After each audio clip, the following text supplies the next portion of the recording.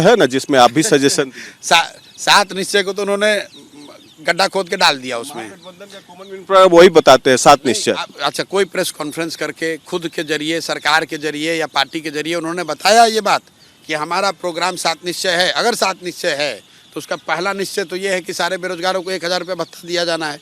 दे रहे हैं? कब दे रहे हैं? मैंने उसमें था ये बिल्कुल पहला आपने फॉर्मुलेट पहला पॉइंट उसमें है कि 18 साल से 35 साल के हर बेरोजगार को कम से कम 1000 रुपये का महीना सहायता मिलेगा। मैं ये कह रहा हूँ कि ये महागठबंधन बन गई, उसके बाद इस सरकार का कॉमन मिनिमम प्रोग्राम या एजेंडा या घोषणा पत्र आप तो पत्रकार हैं, आपने सुना?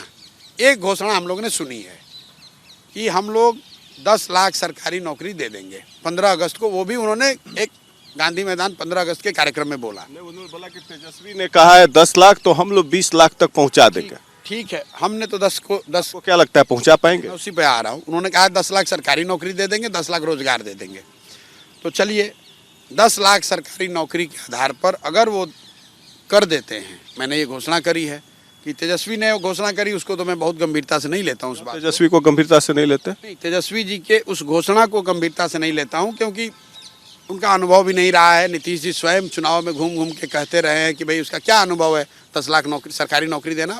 बोले थे कख गगा आता है। अब उनको अब देखिए, जिसको पैसा क्या जेल से लाएगा? ठीक बात है। अब जो बोले थे वो तो आप लोग के सामने है, पब्लिक रिकॉर्ड पे है। तेजस्वी जी कुछ भी कह सकते हैं, तो उसको गंभीरता से लेने मैं कम से कम मैं नहीं लेता हूँ, बाकी ठीक है। नीतीश जी ने घोषणा करी है कि 10 लाख सरकारी नौकरी अगले 1 साल में दे देंगे, उनकी बात को मैं गंभीरता से लेता हूँ।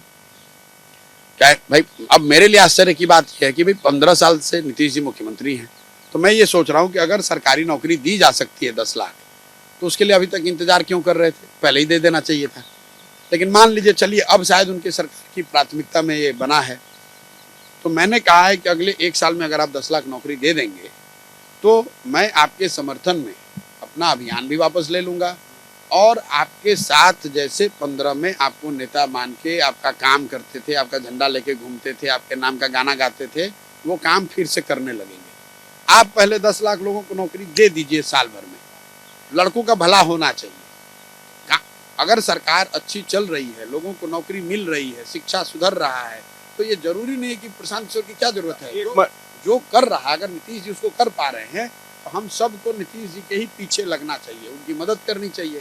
तो मैं ये कह रहा हूँ कि अगर नीतीश जी 10 लाख सरकारी नौकरी दे देंगे तो मैं उनके पीछे, जो भी हमारी कख गगा ABC की समझ है नहीं है, अपनी शक्ति बुद्धि ताकत नीतीश जी के पीछे लगाऊंगा ताकि और बेहतर काम हो सके। अगर मान लीजिए 1 साल के अंदर आप घोषणा कर रहे हैं हमारे टीवी पे आज कि 1 साल के अंदर इन लोग 10 लाख नौकरी या 20 लाख जो नीतीश जी ने वादा रखिए, 20 लाख तो तेजस्वी के 10 लाख नहीं रखते हैं, तो 10 लाख अगर दे तो तेजस्वी और आप नीतीश जी का झंडा उठाने के लिए तैयार हैं? अरे हम एकदम झंडा उठा लेंगे, कोई दिक्कत ही नहीं। आपने बंगाल में देखा होगा, मैंने घोषणा की थी कि अगर बीजेपी को 100 से ज़्यादा आ जाएगा तो काम छोड़ देंगे।